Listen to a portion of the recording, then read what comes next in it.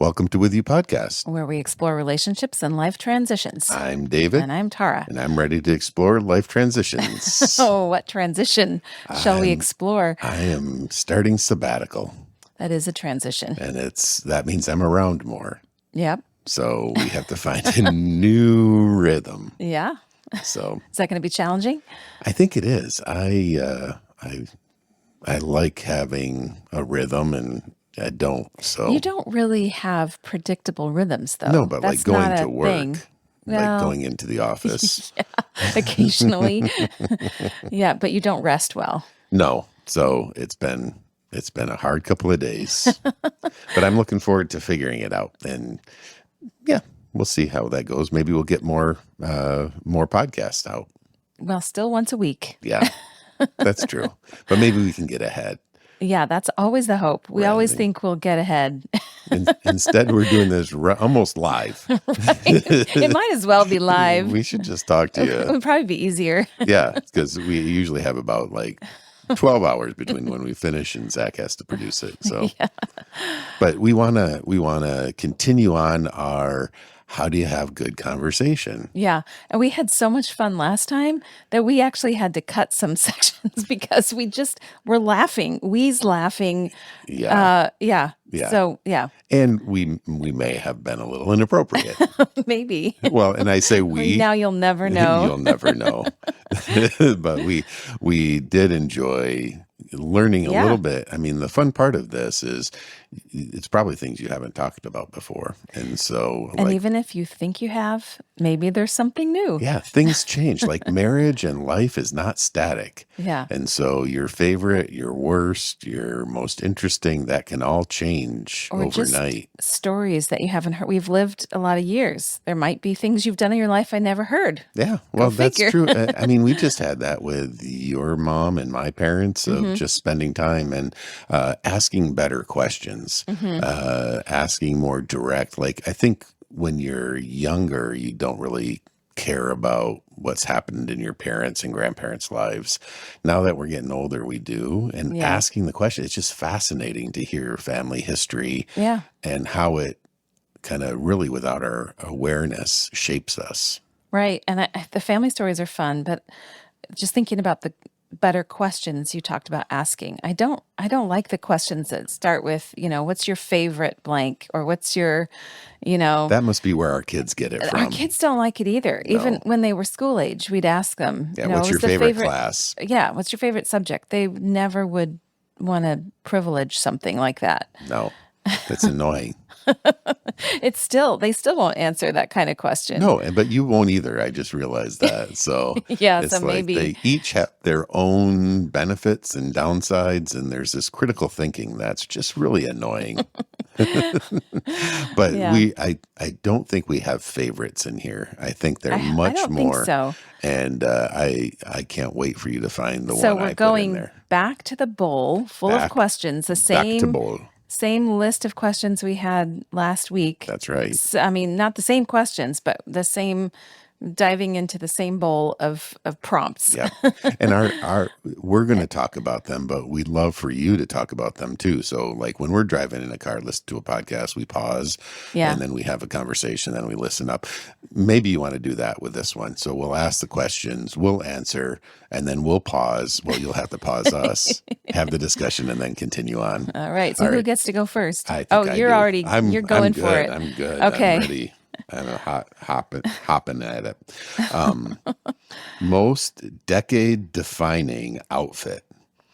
And bonus points if you put up a picture of it on our website. So like what's the most decade-defining outfit you've worn in the past or now? Sure. It just says, it doesn't say, it just says most decade-defining outfit. I think in the past. I think in our growing up. Yeah. Well, we lived through some interesting decades in fashion. We did. The 60s and 70s, late 60s, and then 70s and 80s. Yeah. In the 70s, we're not really responsible for what we wore. It was No. our mother's choice, but the 80s definitely. Well, I had those plaid shirts You that did. with the big collars. I mean, collars that come down to like your armpits. Yeah. And that's really the 70s and Hmm. hairstyle too, right? So when I think about my plaid shirts in the 70s, I Hmm. also think about big feathery hair. I know Uh-huh. it's hard as you look, it's hard to imagine. Yeah,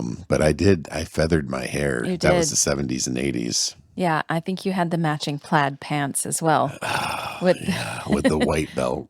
with the white belt. Yeah. Yeah, yeah. If you ever watched the Brady Bunch, it was kind of that clothes in the 70s. That's pretty decade defining. Yeah, I think that that's the biggest for me. How about for you? What was your decade defining? Oh my goodness. I mean, it would have to be from the 80s because we lived in Africa until 1982, I think we came back. And so when we were there, I didn't know what was fashionable. It didn't matter. We got Yeah, hand-me-down clothes. it was what it So, was available. right. Yeah, So when we came back to the US, I was trying to look at everybody and fit in.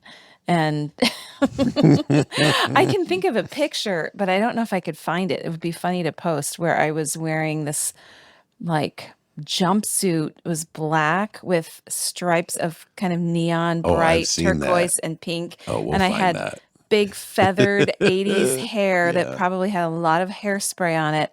And I've got my first Sony Walkman cassette playing little, personal yeah. sound I device. think you may have to explain that for many people that are younger than us. So a cassette tape. What's a cassette It's how tape? we listened to music. And this was like super, you know, cool to have your Walkman to go on walks with. And you had a little headset to listen Yeah. to it on your own. And it was clipped on to my belt.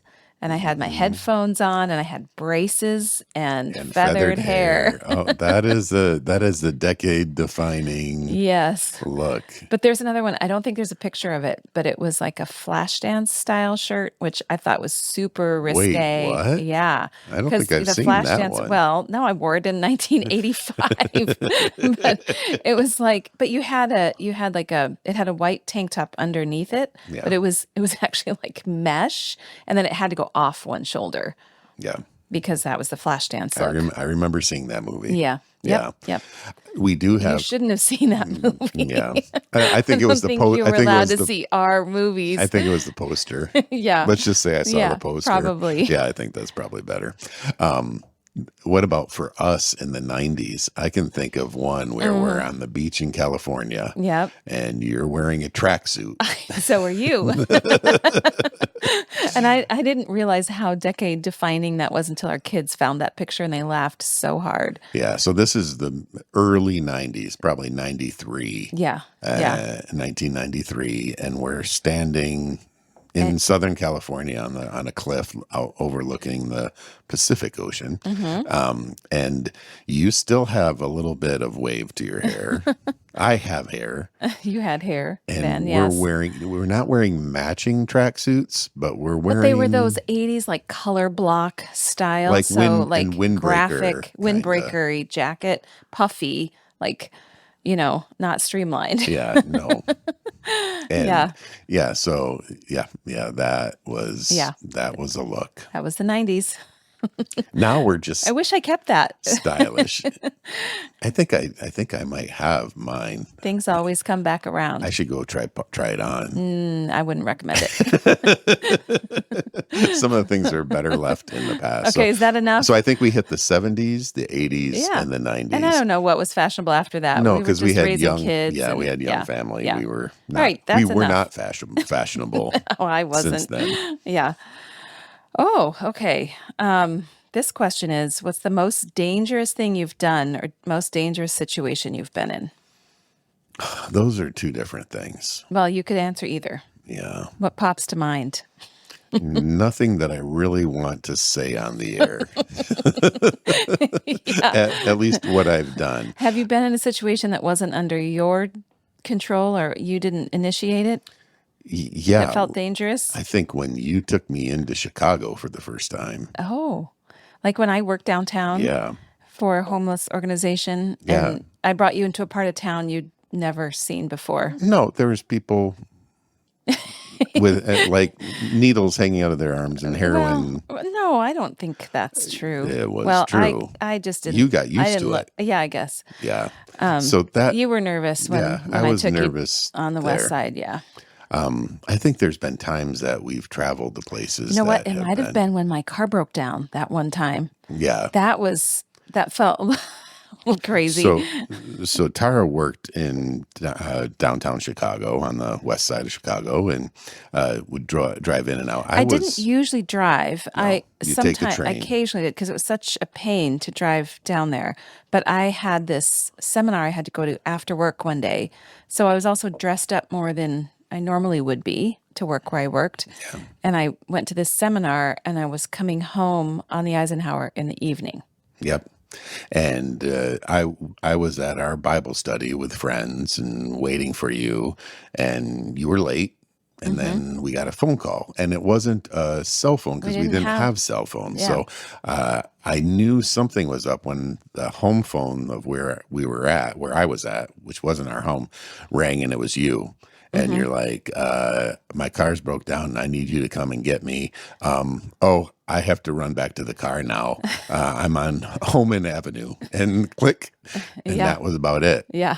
And so then me and my buddy got into a car and raced down to Got find there you. faster than I could have imagined. Yeah. Yeah. And my car had the oil pan. I had bought this car used and it was well used. Yeah. Yeah. And the oil pan had fallen off and all the oil ran out and the engine basically seized up. Yeah. It became one big piece of Like it went metal. thunk, thunk, thunk, thunk, and then just done. Yeah.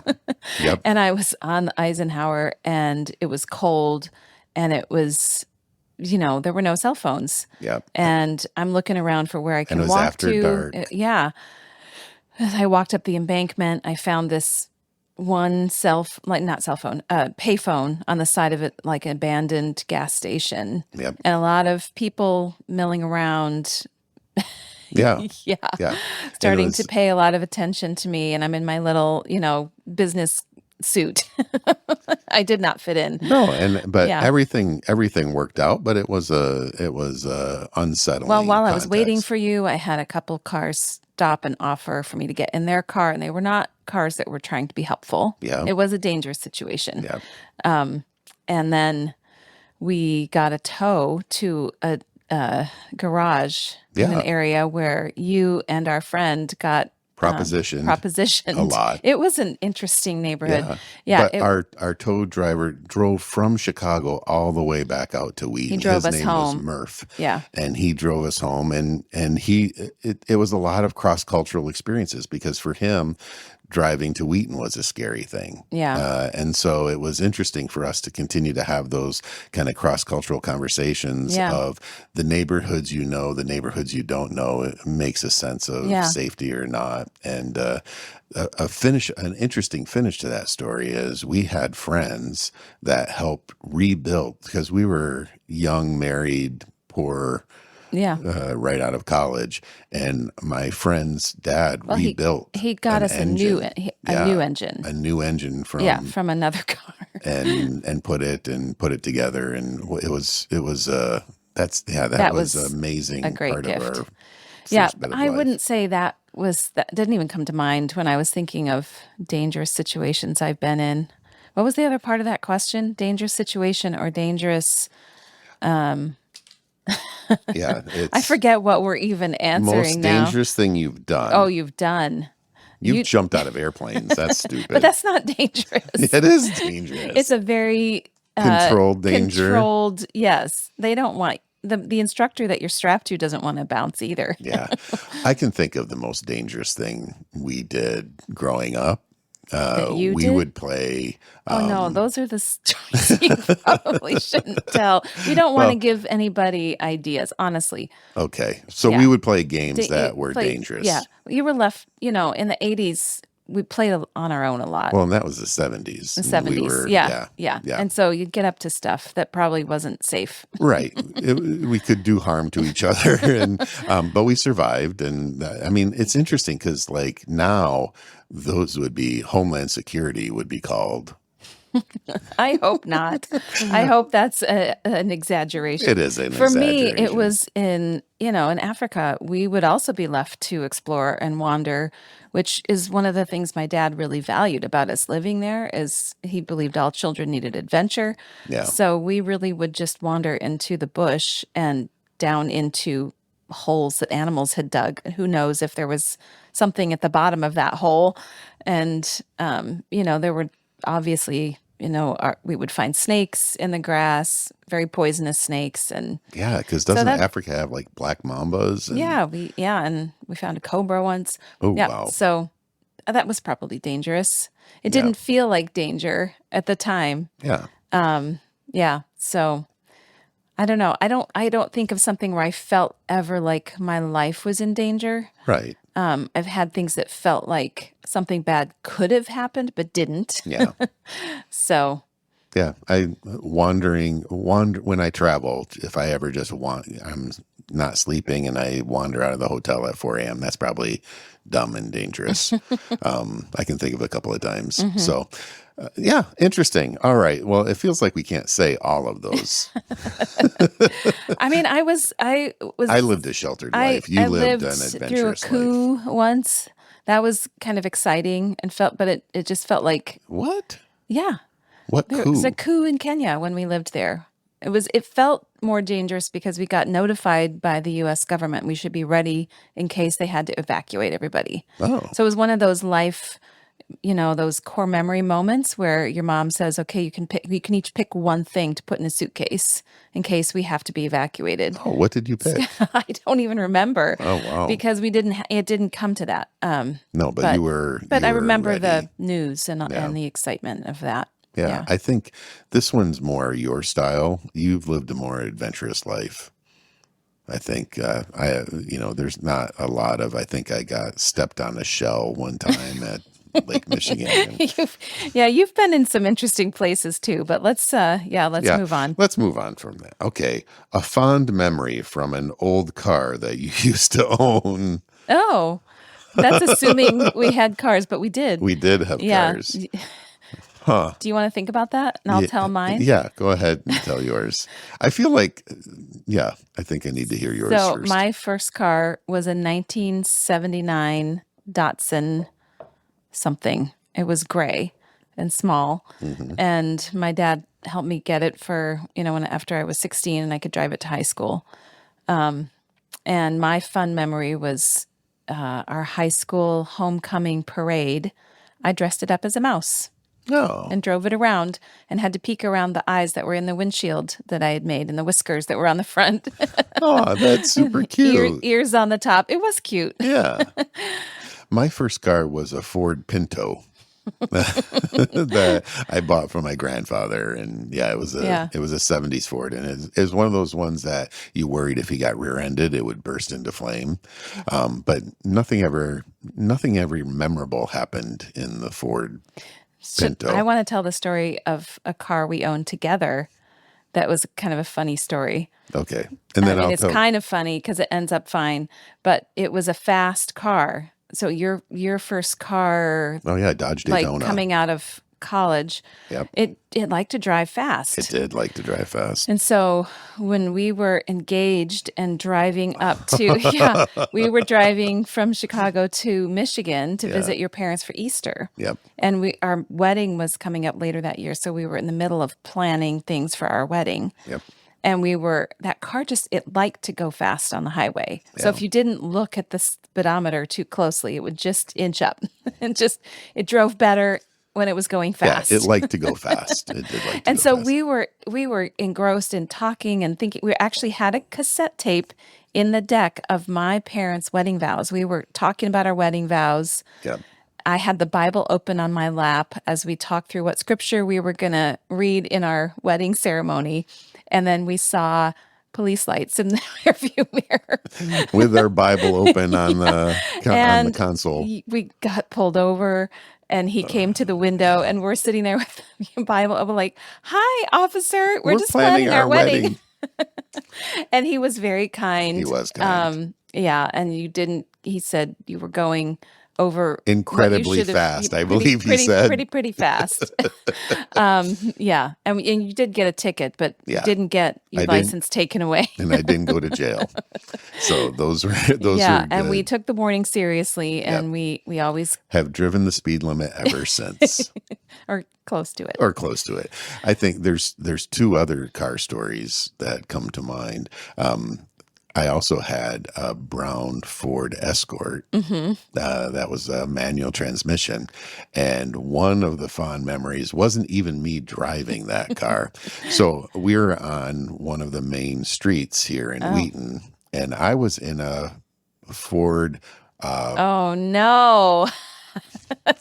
Yeah, I you didn't know know, where you were. Now I know. I was in a Mustang, Yeah, Ford Mustang, a very nice car. with a friend. With a friend, and you were following us, and you pulled up beside at the stoplight, and he was being funny Well, and revved he his engine. challenged He me. revved his engine and pointed to you, and then pointed to the light. And yours was a little brown manual It transmission sounded like it Ford. ran from a rubber And he band. was in a new Mustang and he challenged me. So what could I do? Well, you blew his doors off. Not literally, No, but but I like did beat him to the next stop you were in sign. third gear by the time he even like took his foot off the brake, and it was remarkable. And I laughed so hard, and he got a little upset. Well, But then his remark was, "I can't afford to get another ticket." But yeah. that was a fun moment watching you just kind of grind through the gears and get that little car going fast. The other fond memory I have was with my buddy Andy back in Grand hmm Haven, and maybe we can find a picture of this. But he is an amazing engineer, just kind of thinks that way of how cars work. And so he built basically from spare parts a little Triumph convertible. hmm And so we basically all I did was Bondo, which is the kind of clay that makes the car body. So I got to do the Bondo, and then we just drove that convertible around Just cruise the all the beach. time. Yeah, it Yeah. was so much fun. But that was a fun memory because it was something that was kind of it was Andy's skill set, and I got to just learn and be part of. It was hmm a lot of fun. Yeah. That's more than one good car story. Yeah. Who knew we had so many car stories? All right, I've chosen the next question, and it just says it's two words: embarrassing haircut. Huh. Have you ever had an embarrassing haircut? You've already Yeah. referenced your 1970s hair. I think we talked about my embarrassing haircut. You gave it to me, We have talked didn't about this on we? the Yeah. podcast where I made a mistake with the clippers and Yeah. cut down to the skin. Shaved me bald Whoops. on one side. No, yeah, I think when you look back, it's embarrassing now, but the style of hair Yeah, and I it was had, the thing. yeah. So Yeah. it wasn't an embarrassing cut. It was just embarrassing to be part of that historical time. Um, Yeah, I don't think you ever had like a terrible haircut. I think probably the ones you'd be most embarrassed about were the big bowl haircuts that were yeah, just the 1970s. I think between my mother and you, I think I only, other than that, I've only had haircuts by two barbers. Um, Yeah. and so And now you you just keep guys it have done simple. great. Now I do it myself. Yeah. How about for you, embarrassing haircuts? Ah, hair is tricky. Um, I and I've noticed gone through, you kind of are even worried about it on the podcast. well, it's just, hair is kind of like what you first see about somebody Yeah. sometimes, and you have good days and bad days. Um, What makes a the ear, bad day, bad day? it just doesn't, just, I don't know. It's hard to define. You just know it when you see it. Oh, I will say that the hairstyle that is the most embarrassing to me, if I look back, is during college when I tried to do something like Meg Ryan was popular then. oh yeah. And I think I tried to do I think I got a perm to make it curly. Oh, And then, people wanted it really fluffy, and my hair doesn't really do that naturally. So I worked hard to try to make it big. And that it mm-hmm. just, when I look back at those pictures, I kind of feel like, oh, you shouldn't, you should have just gone with what your hair wanted to do. It was big and puffy and sort of artificially curly. And Yeah. no, it just Mhm. wasn't a good look. But, at the time I was unaware. Yeah. It just, I was trying to do a thing, trying to, I don't know, copy something, which is probably the first mistake. Yeah. I think that's probably it. And I don't have hair anymore, so I don't have that problem. Yeah. Except you notice when Well, sometimes my it's migrating, and I have to remind you to just do a little trimming. yes, my beard needs some cutting. So, Yeah. all right. Well, you know what? Not every prompt is great. I don't think that was a great one. So let's try this. Okay. Oh, I don't like this one either. No. Highest elevation you've been to and how you got there. You have an issue with elevation. Me and elevation have issues. We have a problem. So mine was 11,000 feet. And that I was probably with you in Colorado. You were there. So we had this wonderful time going skiing at Copper Mountain. Copper Mountain. Copper Mountain. It's where the 10th division of the military trained for mountainous activity in Oh, World and War I know II. why you know that. Yes, because the rest of the story. So I know a lot about Copper Mountain, and because we went skiing, and it was my little brother, and me, And my brother. and your I brother, think Scott was there. and it was a lovely day. And so we were going to go real mountain skiing versus Midwest mountain skiing, where Just like on a garbage hill. oh, that's harsh. I mean, do you see any mountains? It actually is a garbage hill that people ski on here, former dump. Anyway, Yeah. So we were going, and we got in the ski lift and went up and went down the backside, and it was a lot of fun. It was great. I was feeling a little fatigued. We got back on the ski lift, and I started to realize I can't breathe. Yeah. And you were noticing I was turning blue. My lips were Well, turning you were blue. like blue or white kind of around your mouth. Yeah. Yeah, you weren't getting enough oxygen. This isn't a funny story. No, because, no, we didn't say it was funny.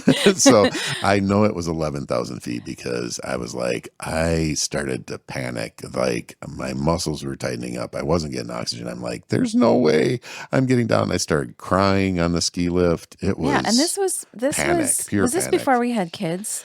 Yes. I mean, it was early. Like this was early days. You were still doing a lot of sports. You've always been really athletic, and Yeah. most sports come easy to you. So this was a hard moment to say, like, I can't do this. Yeah, and I realized I can't ski here, and so it was a bad. It's probably the one time you see me really distressed. Yeah, so we had to park you at the lodge at the So bottom of I the got hill, down safe because I get just you went some warm drinks, and give you a book, buy whatever they had in the bookstore, which was the history of Leadville.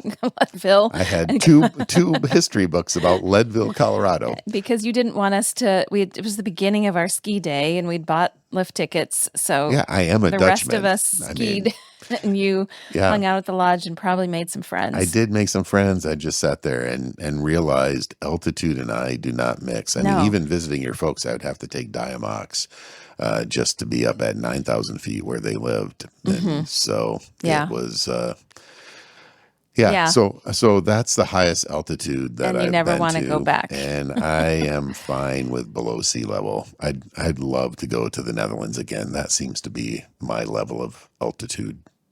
How about for you? What's the That's highest? natural for you. Well, I was highest? thinking I should have Googled this.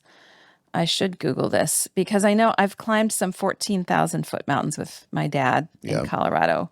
But I want to look up. I'm going to look it up right now.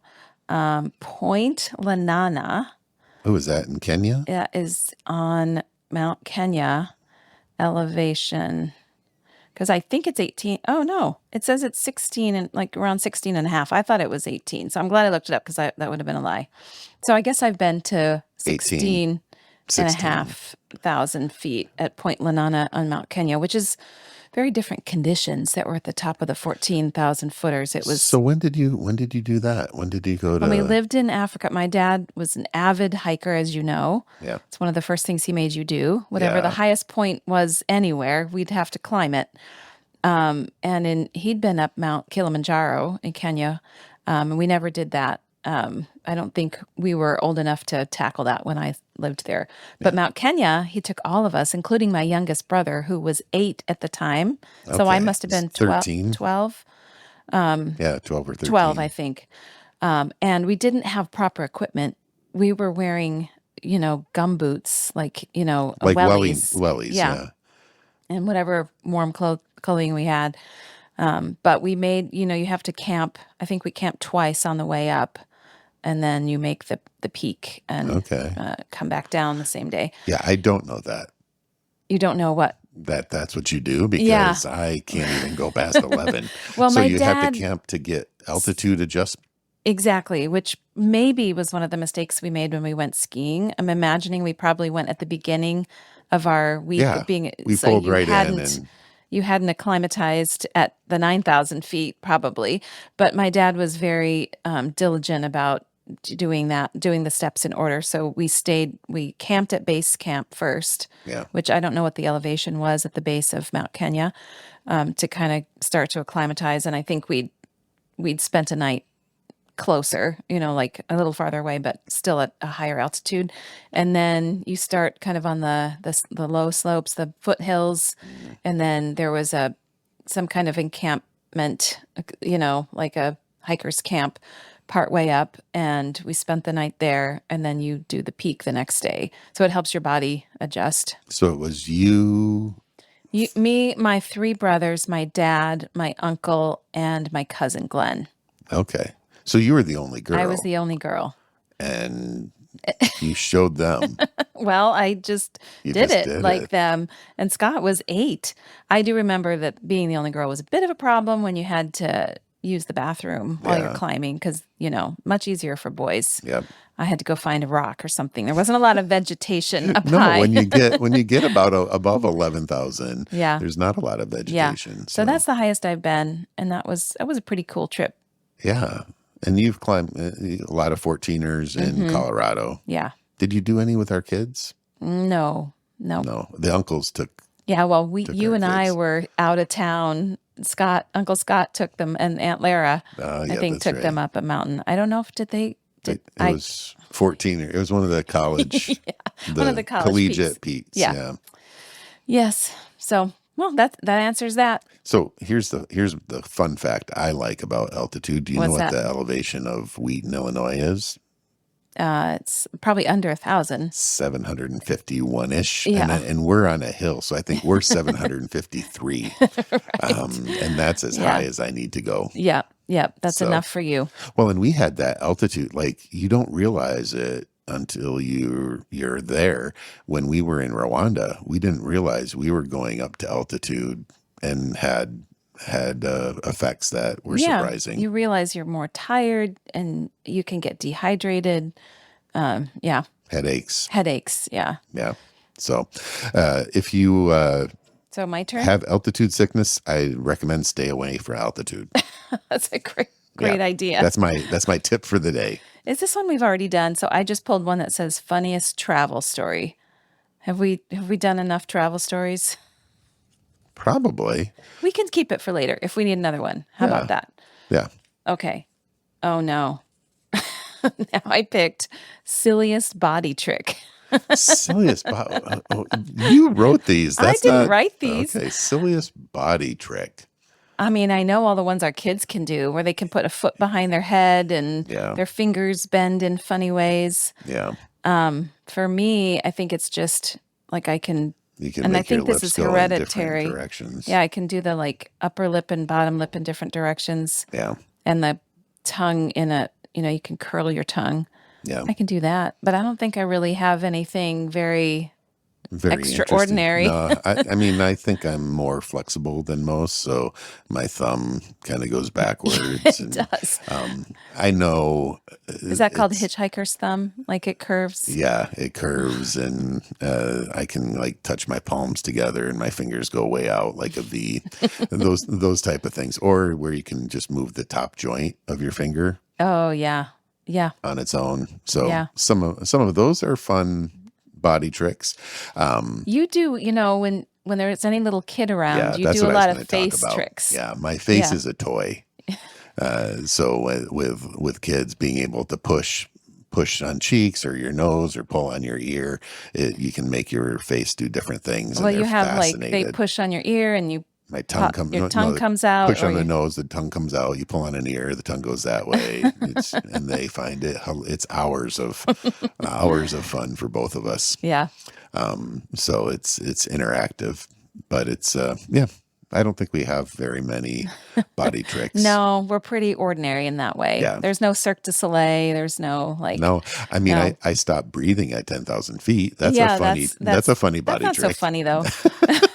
Okay, why don't you pick a better All question? right. I'll pick, we're getting to the end here. Strangest or scariest transportation event? Strangest or scariest transportation event? Yeah. Like mode of transportation. Okay. Do you have something? I think probably, yeah, there's a couple.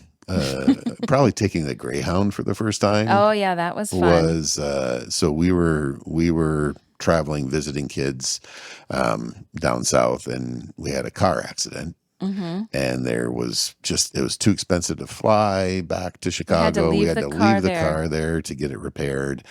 So we had to figure out a way to get back, and there was no good option. So we were looking to rent a car, but even that was difficult.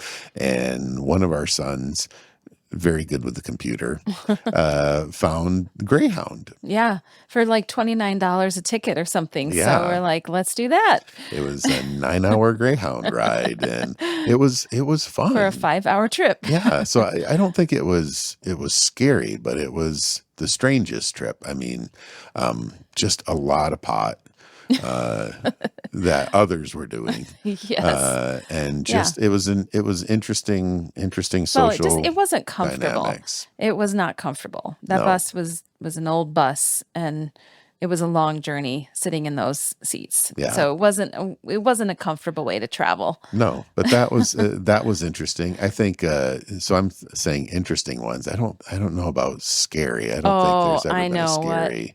the vomit train. Oh, the vomit train. Yes, I feel like that we've was told a lot of these uncomfortable. stories, but if we haven't, I'm sorry.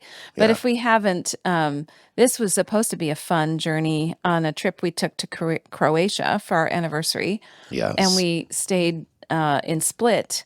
And then I had gotten tickets out of Zagreb because we'd been somewhere else. It was like a multi destination Yeah. ticket. So we thought, oh, but we love train travel. Train travel is really fun. So I booked us a ticket on the train from Split to Zagreb, which I think was supposed to be a 7-hour train. Yeah. What we didn't know when we Right. booked our travel to Split was that it was the same week as this electronic music festival. Yeah. What was it called again? I've sort of blocked it out. Yeah. I blocked it out. I just call it the unsa, unsa, unsa, Yeah. unsa. So And it was right thousands. after COVID. So it was the first time this concert was happening again post COVID. Yeah. And yeah, tens of thousands of people Of from all young over people in Europe. body glitter were all at this music festival. And then the morning, I had booked an 8 a.m. train because it's a long ride. So I wanted to get us into Zagreb, have dinner, spend one night there, and then fly out the next day. The festival happened to end that same day. So when we Right. got up to walk to the train station, there were also hordes of kids who hadn't slept all night coming off this music festival, going to the Using train various to go substances. back to Yeah. various parts of Europe.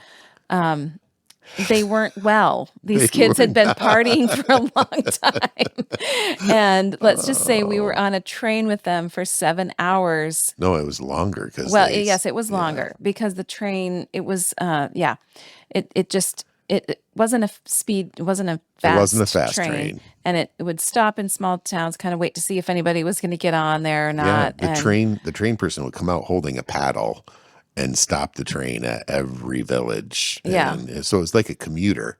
or they would have a flag if there was nobody that needed to get on the train, so they'd go through. But Yeah. in any case, it was longer than it needed to be. I could not use the bathroom on the train because it was unfit for human use. So I was also very uncomfortable by the time we got to the end Yeah. of that journey. Yeah. And it was not an enjoyable moment Well, in train travel. so we won't get too graphic. No, just don't. Yeah, but we had to ride the second half of the train with our feet and bags up Up off off the the floor, floor. because there was such quantity And I will of say that we were also activity. in first class. Yeah, we So were. it wasn't like we could have gotten better seats. No, it It was was. just I it was think just unfortunate timing. sloshy would It be was the. you said you weren't going to get graphic. That's not graphic. That's just one word. That's it's more than I needed. So that was a disgusting trip. Yeah. I Yeah. think that Yeah. was. That was yeah, I think that's enough of that. Yeah, there was one time when we were driving in Romania Hmm. and we listened to GPS and GPS was wrong and we ended up on a hiking trail. I think that was in Hungary. Oh, that was But in yeah, Hungary. that's just because we followed GPS and we think this seems to be a road. This seems Yeah, to be a road. Oh, this isn't a road it anymore. wasn't a Oh, road. there's pedestrians and Yeah, they're looking at the us. hikers were like, "What are you doing?" And And yeah, we got out of that. that was a little All right. scary. Okay. Last question. Oh, this will be fun for you. Spiciest thing you ever ate. Spiciest Any thing. stories about spicy things? So, Oh, there's just like so many. altitude, you and spice aren't the best of friends. So I like the idea of mountain climbing, Uh-huh. can't do it. I like the idea of spicy food. The taste is fabulous. My body says no. Yeah, which And is also part of your DNA, probably. I'm pretty sure that and the way my body says no is where I start to turn bright red and sweat gallons. And the wait staff thinks I'm having a heart attack, and I have to go, no, I'm okay. My body just is Just bring me protesting. more Yeah, towels. I would like a towel, please. So I think my favorite one was 20 years ago. A colleague of mine, we were taking him out for celebration. He was an Indian colleague, so we went to Clay Oven in downtown Chicago. Hmm. Ding, ding, ding, if Clay Oven still exists. And we all ordered food, and I started to eat, and they all got really concerned. I'm like, this is great. I didn't even like respond to the sweat coming down Yeah, because it's yeah, just it's just normal. normal. And it was dinner and a show for them because then they started ordering different things to see what would happen to Yeah, David's body. yeah, And one time when I was in India, my buddy that I was traveling with ate all the hot food for me. yeah. So I've learned to, you know, Take it order easy. light food, but I think that was probably the most uncomfortable I was because I was Hmm. like, oh, this is a new colleague. I'm just going to go for it. And it was And then it soggy. was I the was soggy. entertainment for the evening. Yeah. Yeah. Yeah. How And the about, kids still find that interesting because they'll cook and try to make it less spicy in quotes, and then yeah, yeah, yeah. your sweat says otherwise. Because I like the spice. I Yeah, like the yeah. flavor. Your game. I think the last time we had it was when we went to a And Mexican restaurant yeah, in that a was neighboring unusual. town. There was some spice that I don't know what It that was was. something that hit my body that was just like, it wasn't no, it was like, we are going to stop all of this right now. Yeah, and Mexican food doesn't usually do that to you. No. Ethiopian as well. I think you've had to say no. Yeah, which is interesting, right? Because you're all listening going, well, why are you eating Ethiopian? Ethiopian It's food is it's so delicious. good. It's so good, but there's consequences Yeah. with all of life's choices. Yeah. For me, like and enjoy spice. So I can't think of something I ate that caused a bad reaction. But what I remember is I have a friend whose husband works in the but I don't know, it must be biology, and they sell plants at a high school. They Yeah. have a plant sale. And she sometimes would bring the plants in her car to our book club that were not sold the Yep. book so at the plant sale.